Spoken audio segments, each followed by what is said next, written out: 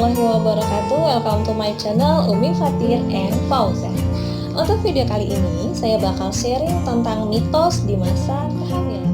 Karena masih banyak ibu-ibu di luar sana yang masih bingung ataupun ragu apakah ini termasuk dengan mitos atau fakta. Jadi ada beberapa mitos di video ini yang akan saya bahas nantinya. Ikutin terus ya. Buah nanas dapat menyebabkan keguguran.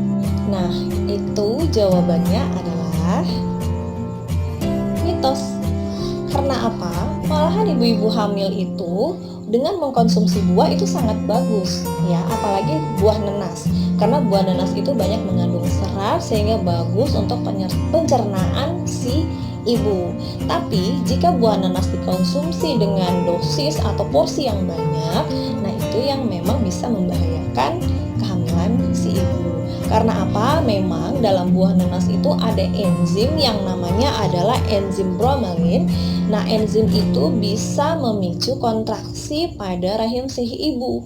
Tapi timbulnya kontraksi itu bukan hanya satu potong atau dua potong dari buah nanas si ibu itu makan langsung kontraksi perutnya, tidak seperti itu. Tapi jika si ibu mengkonsumsi buah nanas itu lebih kurang 8 ataupun 9 buah nanas utuh dalam sehari, dalam sekaligus makan, nah itu baru membahayakan. Karena itu tadi, enzim tadi akan mempengaruhi kontraksi pada rahim. USG yang sering dapat membahayakan si janin dalam perut ibu. Nah, itu jawabannya adalah mitos. Karena apa?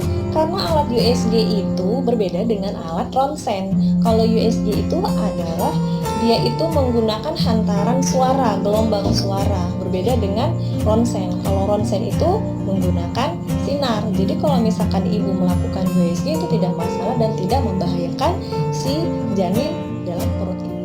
Jangan sampai dikarenakan ibu mendengar dari beberapa orang bahwa kalau kita USG dapat menyebabkan bahaya pada janin sehingga ibu tidak mau melakukan pemeriksaan USG. Itu salah sekali. Malahan pemeriksaan USG itu sangat penting pada masa kehamilan.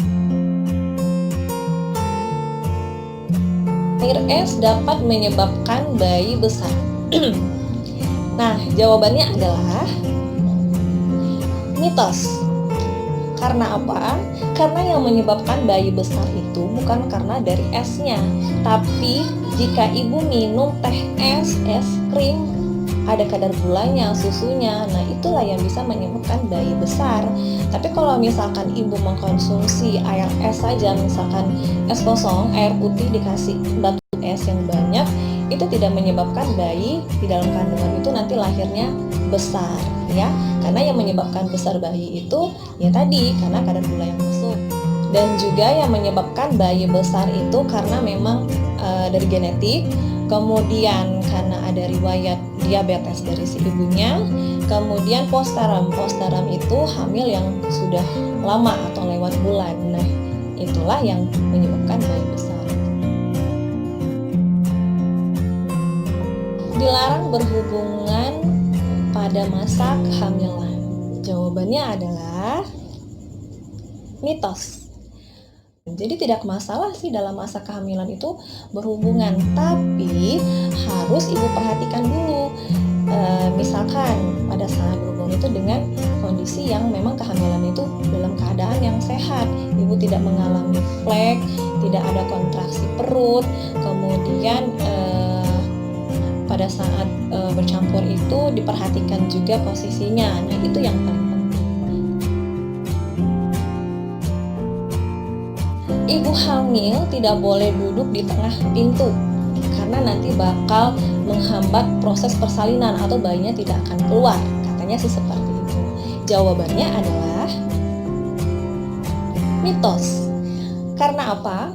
Yang menyebabkan bayi itu tidak lahir, tidak keluar, tidak turun pada proses persalinan itu bukan dikarenakan si ibu sering duduk di tengah-tengah pintu, tapi yang menyebabkan bayi itu tidak mau keluar, tidak mau turun, pokoknya tidak mau lahir pada proses persalinan itu biasanya disebabkan dari macam-macam. Yang pertama itu ada dari dilihat dari jalan lahir si ibu yang sempit gitu ya, sehingga bayi tidak bisa turun, tidak bisa keluar. Kemudian adanya lilitan tali pusat sehingga lahirnya agak susah.